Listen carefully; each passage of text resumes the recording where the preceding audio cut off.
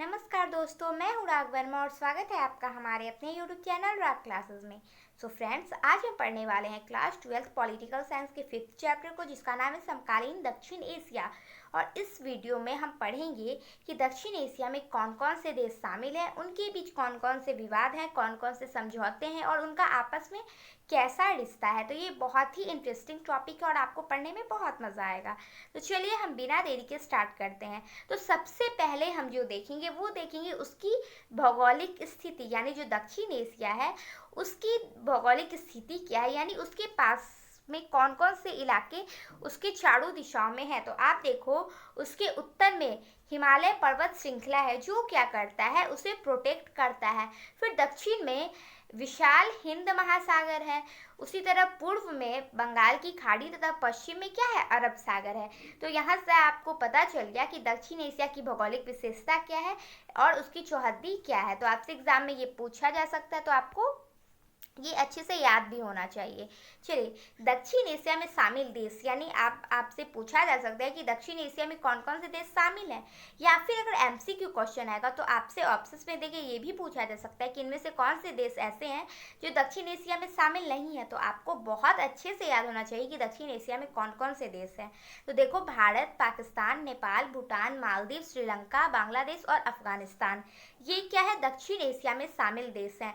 और आपको पता होना चाहिए कि दक्षिण एशिया में शामिल होने वाला सबसे अंतिम देश जो है वो है अफगानिस्तान, जो 2008 में शामिल हुआ है। अभी तक का सबसे लास्ट दक्षिण एशिया का देश है ये।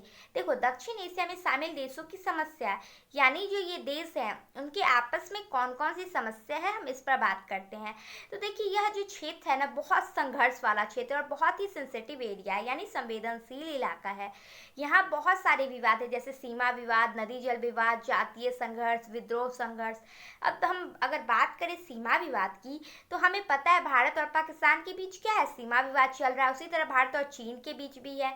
फिर नदी जल विवाद को लेकर बात करें तो ब्रह्मपुत्र नदी के जल को भी लेकर क्या है कि विवाद है। फिर पाकिस्तान बांग्लादेश के बीच भी नदी जल विवाद है। फिर अगर हम जातीय संघर्ष की बात करें तो वो हमें श्रीलंका में देखने को मिलेगी। देखिए, भारत के जो तमिल लोग हैं ना, वो क्या किए हैं, बहुत बड़ी संख्या में जाकर श्रीलंका में बस गए हैं और वहाँ के जो मूलवासी हैं श्रीलंका के, उन्हें सिंहली कहा जाता है। तो वो क्या कह रहे हैं कि उन्हें अपने देश से निकालने का चाह रहे हैं तमिलों को, और इसी कारण तमिल क्या कर रहे हैं कि वो श्रीलंका में अपने लिए अलग देश की मांग कर रहे हैं, और इसी कारण वहाँ पर क्या है, जातीय संघर्ष है। तो आपको पता हो गया कि कौन कौन सी समस्या क्या है, दक्षिण एशियाई क्षेत्र में है। तो आपको ये सब क्या होना चाहिए, बहुत अच्छे से याद होना चाहिए। और मैं बता दूं, ये वीडियो उन सभी स्टूडेंट्स के लिए जो एनसीईआरटी के बुक से अपनी पढ़ाई करते हैं। फ़र्क नहीं पड़ता वो Bihar board, Jharkhand board, Uttar Pradesh board या मध्य प्रदेश बोर्ड से, यानी जहाँ भी हिंदी में क्या होता है, आपका एनसीईआरटी का बुक से पढ़ाई होता है, वो सभी स्टूडेंट्स हमारे वीडियो को बहुत अच्छे से देख और समझ सकते। चलिए, अब हम बात करते हैं दक्षिण एशिया की राजनीतिक प्रणाली। देखिए, राजनीतिक प्रणाली मतलब होता है कि वहाँ कैसी राजनीतिक व्यवस्था चलती है, यानी वहाँ लोकतंत्र है, सैनिक तंत्र है, राजतंत्र है या अध्यक्षात्मक प्रणाली है। तो आप देखिए, पाकिस्तान और बांग्लादेश में क्या है, लोकतंत्र तथा सैनिक तंत्र है। मतलब कभी क्या होता है, यहाँ पर सैनिक तंत्र होता है, वापस से लोकतंत्र लाया जाता है, फिर सैनिक तंत्र आ जाता है। मतलब इस तरह का यहाँ कुछ एक फिक्स नहीं है, इस कारण यहाँ पर हम दोनों लिखते हैं, कभी सैनिक तंत्र कभी लोकतंत्र। फिर अब देखो, भारत और श्रीलंका, यानी हमें और श्रीलंका में क्या है, लोकतंत्र ही कायम है। जब से हमारी आज़ादी हुई है, 15 अगस्त 1947 को हम आज़ाद हुए थे, और श्रीलंका कब आज़ाद हुआ था, तो 1948 यानी 48 में। और जब से हमारा देश आज़ाद हुआ है या फिर श्रीलंका आज़ाद हुआ है, तब से वहाँ लोकतंत्र ही सफलतापूर्वक कायम है। तो ये अब आप देखो, सॉरी, भूटान और नेपाल की हम अगर बात करें तो वहाँ क्या है, राजतंत्र है। यानी नेपाल और भूटान में अभी तक राजतंत्र ही है। फिलहाल अभी वहाँ लोकतंत्र आया है, लेकिन फिर भी जब हम बुक के हिसाब से देखेंगे तो वहाँ पर अभी भी राजतंत्र है। फिर अगर हम मालदीव की बात करें तो वहाँ पर अध्यक्षात्मक प्रणाली है। लेकिन इन सब के बावजूद एक सर्वे किया गया था, दक्षिण एशिया के क्षेत्र में एक सर्वे किया गया था, और जिसमें पूछा गया था कि जनता कैसी राजनीतिक प्रणाली को पसंद करती है। तो आपको पता होगा आई थिंक आप भी गेस कर सकते हो कि जनता ने क्या किया, लोकतंत्र को पसंद किया। यानी बहुत बड़ी मात्रा में जो जनसंख्या थी वो किसकी तरफ गई, तो लोकतंत्र की तरफ गई, वो उनकी पहली पसंद थी। अब देखिए हम बात करेंगे पाकिस्तान में लोकतंत्र अस्थायी न रहने का कारण, कि क्या कारण है कि पाकिस्तान में क्या है, लोकतंत्र अस्थायी नहीं है। तो आप देखिए यहाँ सेना, धर्मगुरु और भूस्वामी अभिजनों का दबदबा है। मतलब यही कारण है कि कभी यहाँ सैनिक तंत्र, कभी लोकतंत्र और कभी सैनिक तंत्र, यानी एक फिक्स नहीं हो पा रहा है। इसका पीछे का यह कारण है कि वहाँ धर्मगुरु, ठीक है, सेना और भूस्वामी लोगों का दबदबा है, और इसी कारण क्या है, वहाँ पर सत्ता अच्छे से नहीं चल पा रही है। फिर आप देखो यहाँ जो है वो भारत के साथ क्या है, हमेशा तनातनी बनी रहती है। यानी जब से पाकिस्तान अलग देश बना है, जब से इसका विभाजन हुआ है, तब से क्या है, भारत और इसके बीच बहुत अच्छे रिश्ते नहीं रह पाए हैं, और हमेशा ही कोई ना कोई मुद्दे को लेकर विवाद होता ही रहा है। अब आप देखो राजनीतिक दल भ्रष्ट है, हम जानते हैं। देखिए अभी क्या है, पूरे विश्व में एक महामारी है कोरोना।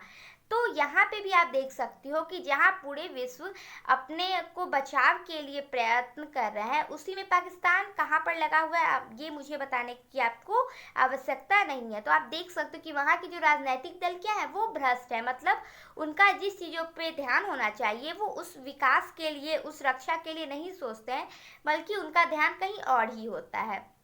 तो देखिए कोई अंतर्राष्ट्रीय समर्थन भी नहीं देता, और यही कारण है कि पाकिस्तान को क्या है, कोई भी देश अंतर्राष्ट्रीय समर्थन नहीं देना चाहता है।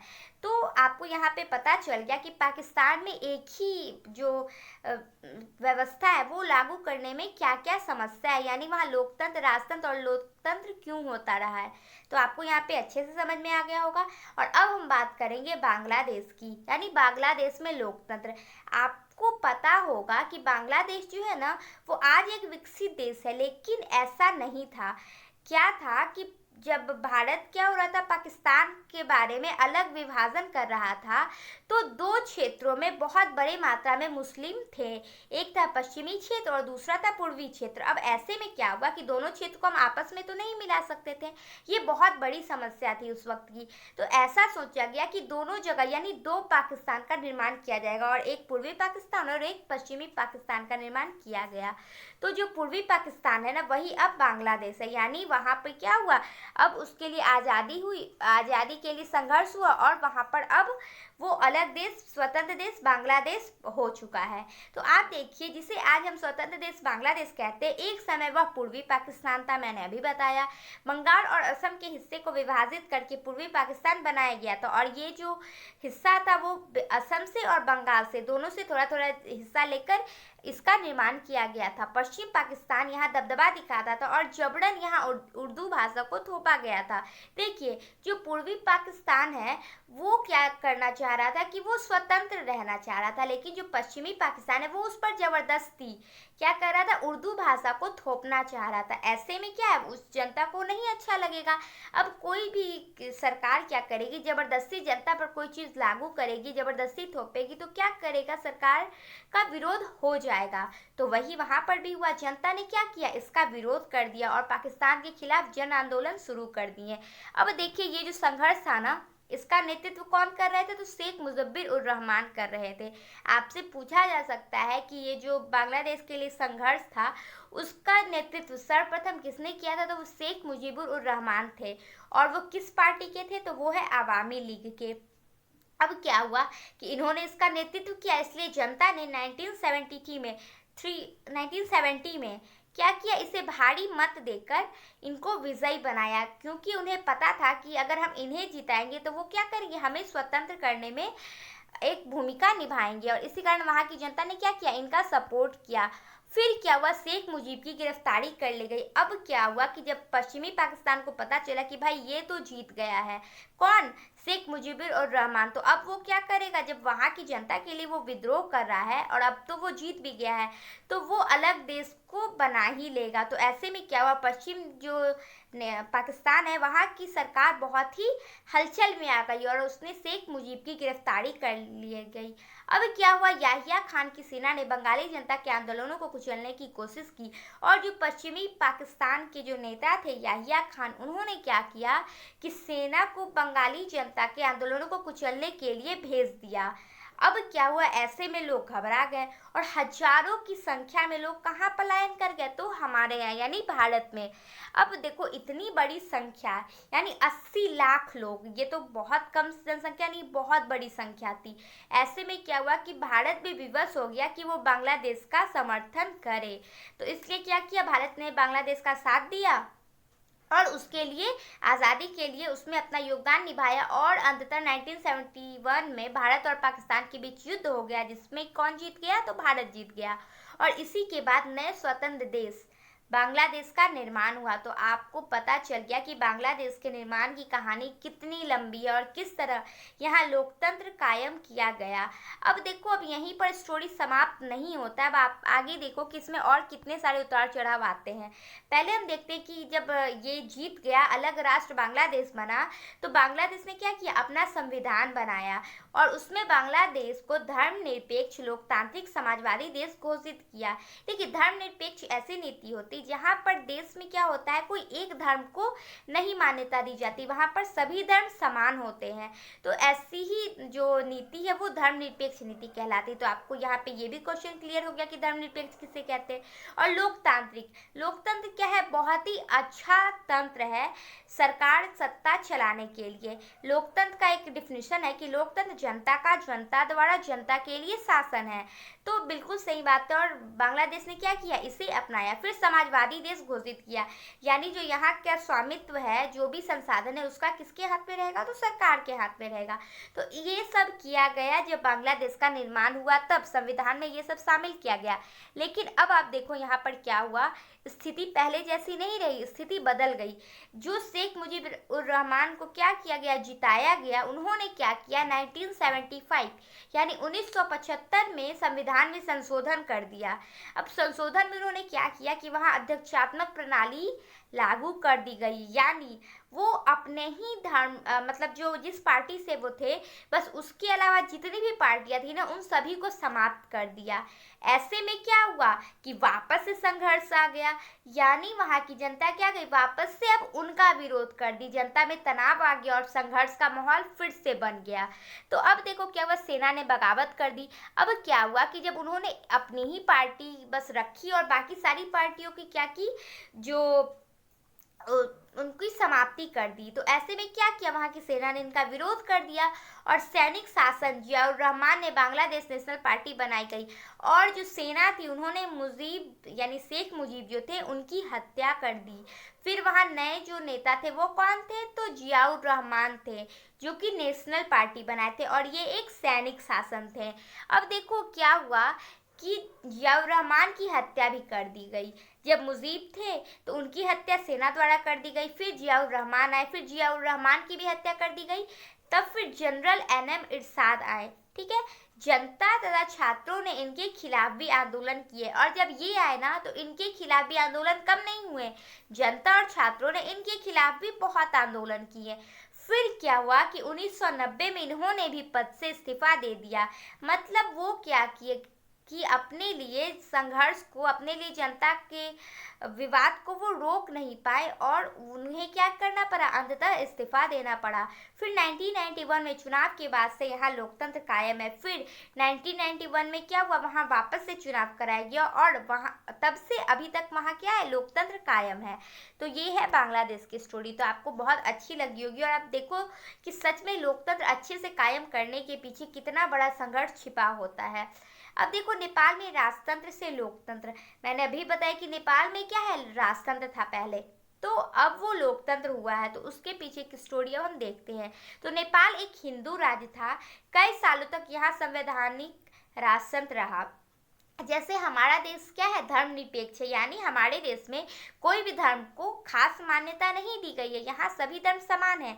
लेकिन नेपाल में क्या है, वहाँ वो एक हिंदू राज्य था, यानी वहाँ हिंदू जो धर्म है उसको विशेषाधिकार दिए गए हैं। यहाँ की जनता तथा राजनीतिक पार्टी उत्तरदायी शासन की मांग उठाती रही। अब यहाँ क्या था कि संवैधानिक राजतंत्र था, लेकिन जनता ने क्या किया, हमेशा यह मांग किया कि वहाँ भी क्या किया जाए, लोकतंत्र को लाया जाए। और जो भी राजनीतिक पार्टियां थी उन्होंने भी इस मांग को काफी उठाया था। फिर राजा ने क्या कि अपनी सेना की सहायता से शासन पर नियंत्रण बना लिया था। अब जो राजा है, अब उनके हाथ में सत्ता है, तो वो तो नहीं ना चाहेंगे कि इतनी आसानी से क्या करे, उनके हाथ से सारा जो सत्ता है वो चला जाए। तो उन्होंने क्या किया, अपने सैनिक के बल पर क्या किया, वहां पर उस पूरे क्षेत्र में अपना नियंत्रण बना लिया था, जो कि क्या थी, लोकतंत्र के लिए बाधक थी। क्योंकि अगर जनता कुछ भी करना चाहती थी तो सेना क्या करती थी, उन पर रोक लगा देती थी, जो लोकतंत्र के लिए बाधक साबित हो रही थी। फिर जनता ने लोकतंत्र के समर्थन में आंदोलन किया। अब जनता को लगा कि अगर हमारे पास कोई ऑप्शन नहीं है तो अंततः हमें क्या करना होगा, आंदोलन करना होगा। फिर जनता ने आंदोलन स्टार्ट कर दिया। अब देखो क्या हुआ कि राजा ने 1990 में लोकतंत्र संविधान सभा की मांग मान ली। अब राजा को लगा क्या कि जनता तो हमारे खिलाफ चली गई है, तो अब हमें क्या करना चाहिए, लोकतांत्रिक संविधान सभा की मांग को मान लेनी चाहिए। फिर 1990 में राजा ने इसे मान लिया।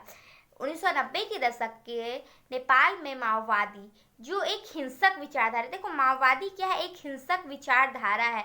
वो अब जैसे आतंकवादी है ना, वो पहले जो जिसका गठन हुआ था वो अलग चीजों के लिए किया गया था, लेकिन अब माओवादी भी एक आतंकवादी की तरह ही काम कर रही है।